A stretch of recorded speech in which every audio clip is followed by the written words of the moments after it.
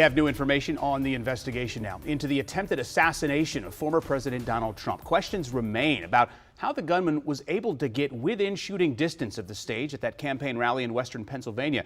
CBS News reporter Scott McFarland was there when the shots were fired, and he's still there with some reaction from the community. It's a little bit old, that chart. That chart's a couple of months old. Just minutes into former President Trump's speech in Butler, Pennsylvania Saturday, the unthinkable happened. Sources say the shooter got off 6 to 8 rounds with his AR-style 5.56 semi-automatic rifle. Trump says he was hit in the right ear by a bullet, while 2 people were injured and 1 was killed. Within seconds, Secret Service counter-snipers shot and killed the gunman.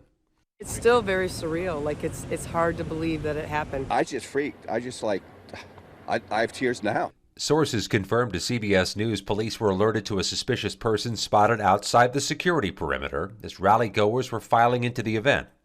Officers briefly lost track of him before he reappeared on the roof of a nearby building.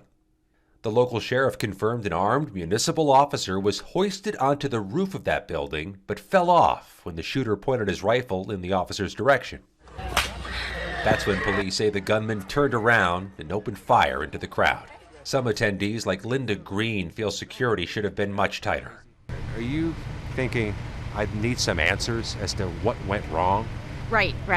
I was like, why weren't they on that guy? The 2 other people injured in the shooting, 57-year-old David Dutch and 74-year-old James Copenhaver, are now in stable condition. The one crowd member who died has been identified as former firefighter Corey Comparator. His wife said he died shielding his family from harm. He was one that, in the drop of a hat, would help anyone. Just wonderful man. The FBI has identified the shooter as 20-year-old Thomas Matthew Crooks of Bethel Park, Pennsylvania. Investigators say they found rudimentary bomb materials at his home and in his vehicle, and a suspected triggering mechanism in his possession. Investigators have not yet uncovered a motive, and so far, they believe he acted alone.